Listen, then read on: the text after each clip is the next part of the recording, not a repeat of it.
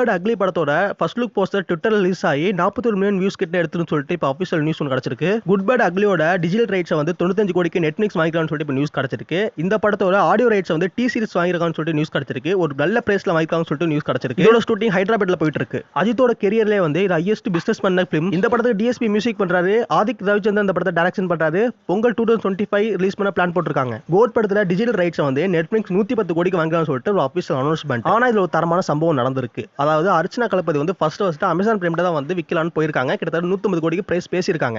But Amazon prime என்ன பண்ணிருக்காங்கன்னா வந்து 140 கோடி தான் தருவோம் அப்படின்னு சொல்லிட்டு கட் அண்ட் ரைட்டா சொல்லிட்டாங்க. பட் 10 கோடி மைனஸ் ஆகும்னு சொல்லிட்டு நம்ம அர்ச்சனா வந்து நெட்ஃபிளிக்ஸ் விற்கலாம்னு சொல்லி போயிருக்காங்க.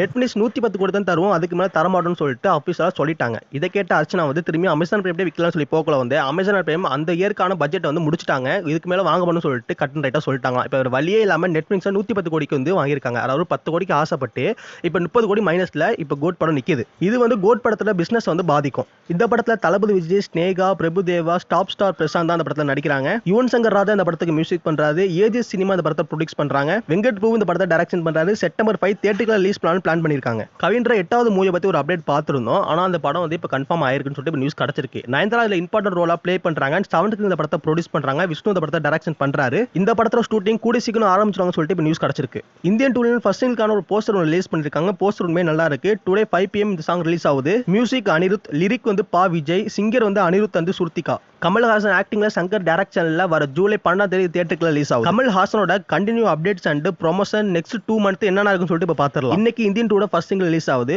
June 1 Indian two audio launch plan பண்ணிருக்காங்க. ஜூன் 2 வீக் கல்கி படத்தோட ட்ரைலர் ரிலீஸ் ஆகுது. ஜூன் 3 வீக் கல்கி படத்துல event and interview promotion. June 27 கல்கி மூவி ரிலீஸ்.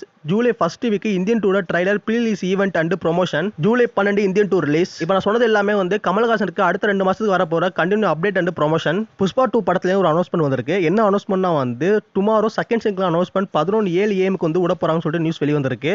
நாளைக்கு வரப்போற அப்டேட் அனௌன்ஸ்மெண்ட் வீடியோவை ரிலீஸ் பண்ண போறாங்களா. அடுத்து ரொமான்டிக் சாங் சொல்லிட்டு இப்போ நியூஸ் கிடைச்சிருக்கு. உங்களுக்கு ஏதாச்சும் சினிமா பத்தின கேள்வி ஏதாச்சும் இருந்துச்சுன்னா மறக்காம கமெண்ட்ல தெரிவிங்க. நெக்ஸ்ட் வீடியோல அதுக்கு நான் ஆன்சர் பண்றேன். இந்த ஒரு வீடியோ பிடிச்சா மறக்காம லைக் மட்டும் பண்ணிருங்க. தேங்க்ஸ் ஃபார் வாட்சிங்.